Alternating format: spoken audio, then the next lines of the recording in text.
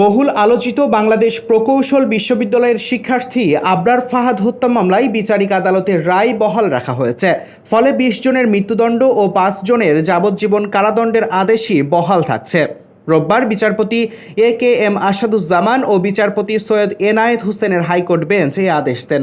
রায় ঘোষণার সময় আদালতে আবরার ফাহাদের পরিবারের সদস্যরা উপস্থিত ছিলেন। এ সময় আবরার ফাহাদের বাবা বরকতুল্লাহ বলেন, সব শিক্ষা প্রতিষ্ঠানে র্যাগিংয়ের রাজনীতি বন্ধ করতে হবে, দ্রুত রায় কার্যকরের দাবিও জানান তিনি।